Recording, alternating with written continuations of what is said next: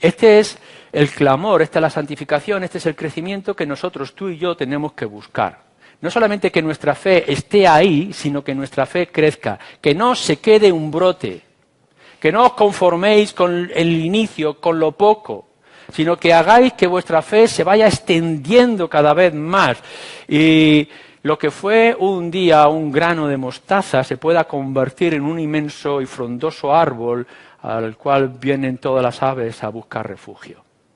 Eso es lo que debe ser nuestra fe y esa debe ser nuestra meta. Hacer que nuestra fe, que ya tenemos, nuestra visión y alcance del Señor Jesucristo se vaya ampliando y extendiendo, más allá incluso de lo que pudiéramos abarcar con nuestro entendimiento. La fe, nos dice, esta fe de la que ya está hablando Pedro, nuestra fe no solamente tiene que crecer, sino que tiene que fortalecerse. Tiene que adquirir, añadir otros elementos que van a hacer que nuestra fe sea aún más pulida y más radiante y más extraordinaria para mostrar mejor la grandeza de la persona de nuestro Señor Jesucristo. Es por eso que el apóstol Pablo nos está diciendo en 1 Corintios 13, en el versículo 2, que la fe sin amor no es nada. Sí, podemos decir que tenemos fe, que somos capaces de mover, de hacer grandes cosas, pero si no hay amor, no es nada.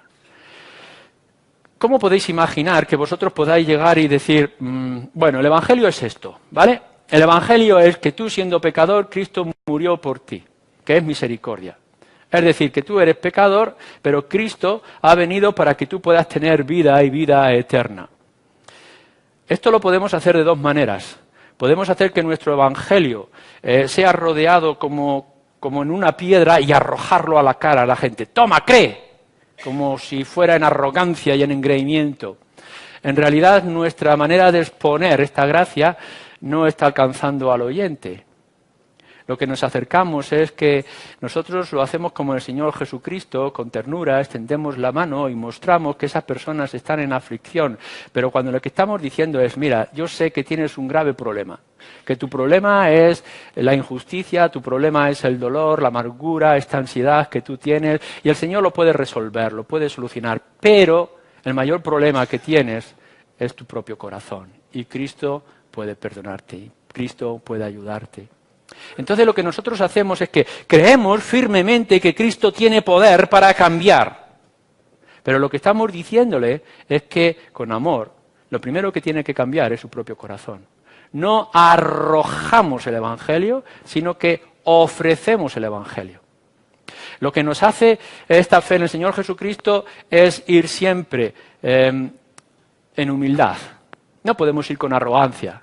Todo lo que tienes espiritual te ha sido regalado, es prestado de parte de Dios. Así que no puedes decir que tú has adquirido nada en absoluto con tus méritos. Y lo que podemos hacer es ir a todos los demás de la misma actitud. ¿Cómo estabas tú antes? De la misma situación en la que estabas tú antes en la que está esta gente. ¿Quién eras tú para merecer nada? ¿Qué hiciste tú para que alguien tuviera el deber de ofrecerte el Evangelio? Nada en absoluto, estabas en tus propios pecados, pero Dios mostró su misericordia para con nosotros, haciéndonos ver que Cristo murió por nuestros pecados. De esa misma actitud tenemos que mamar nosotros, de eso tenemos que aprender, de esa forma tenemos que llevar el Evangelio. Nuestra fe tiene que ser aportada o soportada o llevada con amor. ¿Y qué tenemos que decir acerca de la virtud? El apóstol Pedro también nos ha dicho en el versículo 5, fijaros, que nosotros tenemos que ir acompañando a la fe con virtud.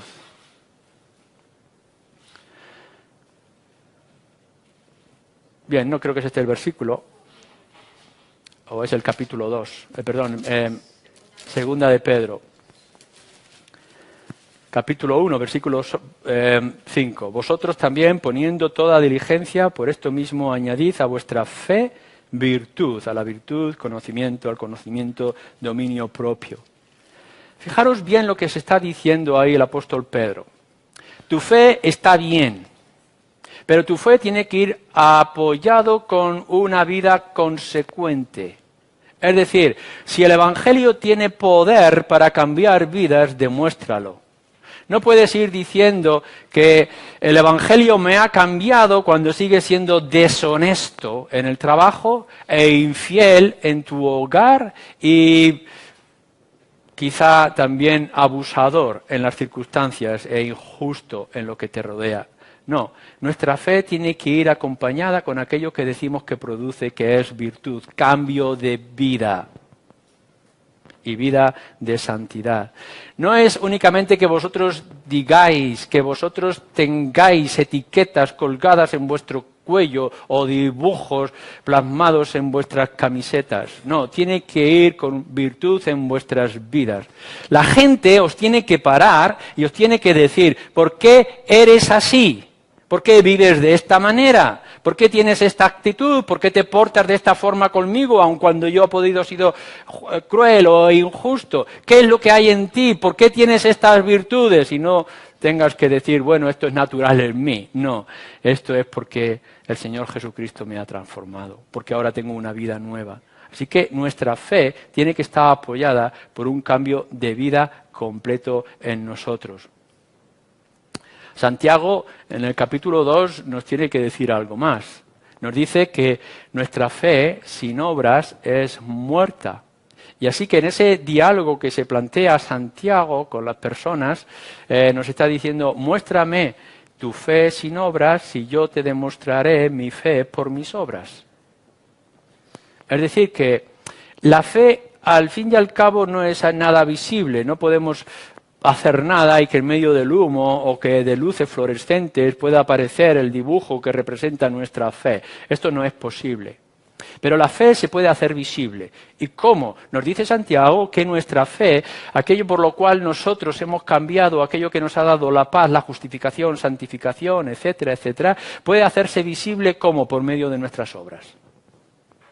Y no solamente es que se haga visible delante de los hombres, sino que se haga visible delante de Dios. Recordaros cuando la multitud se acerque en el gran juicio y digan, Señor, en tu nombre hicimos esto y se nos tenga que responder de manera muy dura a cada uno de ellos.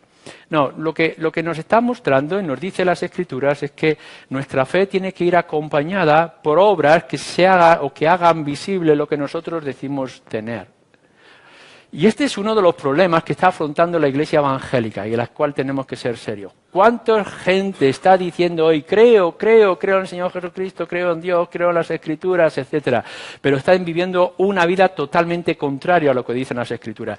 ¿Cómo pueden creer las Escrituras si están yendo en contra de lo que diga la palabra de Dios? ¿Cómo pueden decir que Dios es único cuando está su corazón lleno de ídolos? ¿Cómo pueden decir que el Evangelio les ha cambiado cuando su vida es un desorden y es un desastre delante de todos? Si realmente dices tener fe en el Señor Jesucristo, tiene que haber obras que lo acompañen y que lo defiendan. Tienes que ser consecuente con tu vida y los demás deben de verlo. Está muy bien que tú puedas decir, soy creyente en la intimidad, que soy creyente en el secreto de mi dormitorio y que en el profundo de mi corazón soy un creyente fiel en el Señor Jesucristo. Esto está bien, pero no es suficiente. Tienes que demostrar que eres creyente cuando estás en la calle, cuando estás en los negocios o cuando estás en cualquier otra actividad. Y la gente tiene que verlo. Tu fe se tiene que hacer visible por medio de las obras. Hasta tal punto de que tu fe, que es creciente, y que es acompañada por el amor, la virtud y otras cosas que tiene que ser visible a través de las buenas obras, como nos dice Santiago o Pablo en Tesalonicenses, la fe debe de llevarte a una plena y total dependencia de nuestro Dios. Es decir, hasta el punto que nosotros tengamos que decir, ya no hay fuerzas algunas en mí, sino de Cristo que mora en mí. Que la gente pueda llegar y decir, este hombre o esta mujer ha sido transformado de tal manera que ya es irreconocible, es otro nuevo y es distinto. Y en todo, para cualquier cosa, nosotros descansemos en él. Claro que tienes que llevar una dieta saludable. Por supuesto que sí, que tienes que llevar una dieta saludable para no enfermar. Pero en realidad tu plena y total confianza no está en la dieta, sino en el Dios que te sostiene. Por supuesto que te tienes que preparar para ese trabajo y que tienes que esforzarte para mejorar en tus perspectivas de trabajo, pero en realidad tu confianza no está en tu mejora intelectual o en tus capacidades, sino en Dios que produce. Por supuesto que tú tienes que hacer lo mejor y poner todo de tu parte para que tu hogar, tu matrimonio, pueda funcionar. Pero tu capacidad no está en los afectos de tu corazón, sino está en el Dios que hace una cuerda de 3 dobleces mucho más fuerte y firme. Así que en todo y para todas las cosas ya no soy yo suficiente. Ahora es necesario que Cristo esté en mí o que sea la obra de Dios en mí. Tienes que demostrar que dependes no ya del oxígeno que respiras o del agua que bebes, sino que dependes totalmente de la gracia y la misericordia de nuestro Dios en nuestras vidas. Porque nuestra vida no está en lo externo y en lo físico, sino en lo interno y en lo espiritual. Nuestra fe, nos dice en el versículo 7, nuestra fe debe ser probada, para que sometida a prueba vuestra fe, mucho más preciosa que el oro, el cual perecedero se prueba con fuego, sea hallada en alabanza, gloria, honra y cuando sea manifestado nuestro Señor Jesucristo. Tu fe tiene que ser probada. Vas a encontrar que constantemente va pasando por el fuego, por las llamas, pero no te preocupes, claro que te duele. Claro que te duele. Cuando tú presentas el Evangelio y te lo escupen a la cara y te lo rechazan. Claro que duele cuando estás confiando que las cosas vayan de una manera y no entiendes por qué va de otra manera. Todas esas son circunstancias que se van a cruzar en nuestra vida. ¿Por qué el Señor me permite esto o aquello? ¿Qué está indicándome? ¿Por qué este fuego que arde alrededor de mí? ¿Por qué estas pruebas internas en mi corazón y las externas que están a mi alrededor? Bueno, entre otras cosas, estamos viendo si tu fe es verdadera. Te lo voy a decir de esta manera.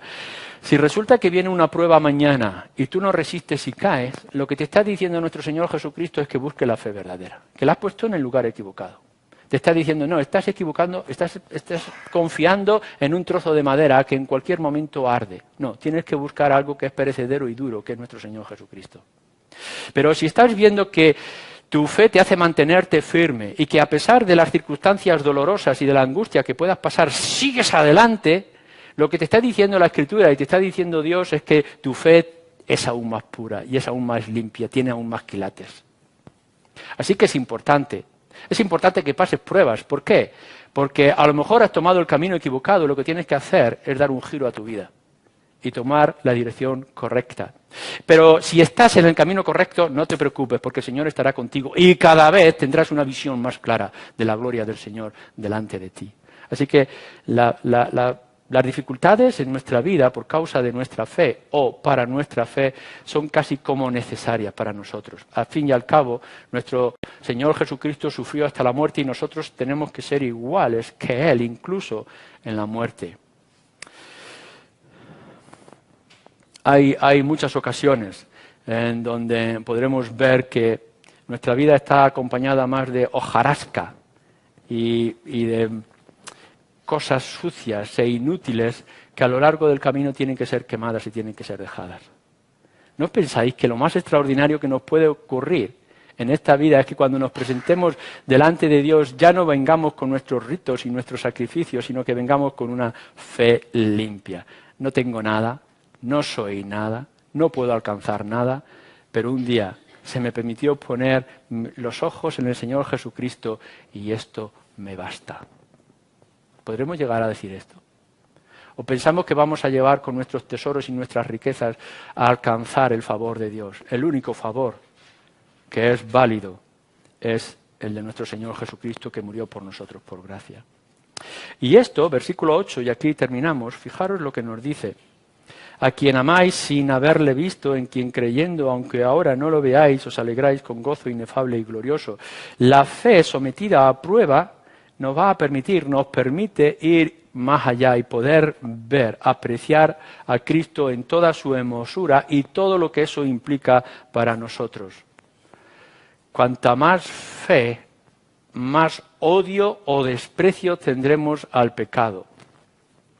Mirad, ahora, por ejemplo, el pecado nos molesta, claro que sí. Cada vez que tenemos esa tentación o ese intento de seducirnos para llevarnos en el peor camino, ahora nos molesta. Es como si esa mosca que queremos quitar, que está a nuestro alrededor. Pero cuanto más fe tengamos en nuestro Señor Jesucristo y más a Él lo veamos en todo su esplendor y en toda su grandeza, el pecado se convertirá en un daño tremendo que no podremos resistir. No es ya algo que está a nuestro alrededor, nos molesta, sino que nos duele y lo queremos arrancar de nuestro pecho o de nuestra mente. Aborrecer el pecado no es simplemente decir quita, sino que es huir con todas nuestras fuerzas de ese pecado. Y como nos dice también, si amamos al Señor Jesucristo o creemos en el Señor Jesucristo, no solamente aborreceremos el pecado, sino que obedeceremos con gusto la palabra. En ocasiones podremos ver que nuestros hijos, los niños, obedecen a sus padres porque su padre lo dice. No lo entiende, no le gusta, no lo quiere, pero bueno, sabe que va a haber una regañina o un castigo si no hacen lo que le dicen. Así que está ahora obligado a obedecer a sus padres. Pero de pronto algo cambia, empieza a transformarse cuando el niño empieza a comprender y entonces esas mismas reglas que antes eran de peso ahora son un gusto. Por eso, en el Salmo 119 no nos dice tanto, estoy obligado a hacer tu palabra, a cumplir tu palabra. No, lo que nos dice es, cómo he amado tus mandamientos. Esto es lo que nos va a hacer la fe. La fe no es únicamente aquella que nos somete al mandato de Dios, sino que nos seduce, porque ahora amamos todas las palabras, todos los mandatos, todos los principios que vemos en las Escrituras. No es tanto que estamos temiendo que nos diga un mandato que no me gusta hacer porque me va a obligar a apartarme de estas cosas del mundo, sino que estoy seducido por la voz de nuestro Dios que me dice no hagas esto o no vayas en esta dirección y nosotros estemos ansiosos por poder cumplir lo que nuestro Señor nos está diciendo. Esto es lo que hace la fe. La obligación y la ley nos hace someternos por obligación. La fe lo que nos hace es seguirlo por placer. Y tenemos que buscar esto en nuestra vida. De tal forma que nos dice Pablo en Filipenses capítulo 3, versículo 18, que ahora por él todo lo tengo por basura. Antes eran entretenimientos, eran juguetes para mi alma. Me entretenía constantemente las cosas de alrededor. Pero ahora todo esto me son como basura, como daño. ¿Por qué? Por el amor puesto, los ojos puestos en el Señor Jesucristo. ¿Es esto así? Mirad que es posible para cualquiera. Así que si no lo tienes, búscalo. Pon tu confianza en el Señor Jesucristo y serás salvo y cambiará tu vida.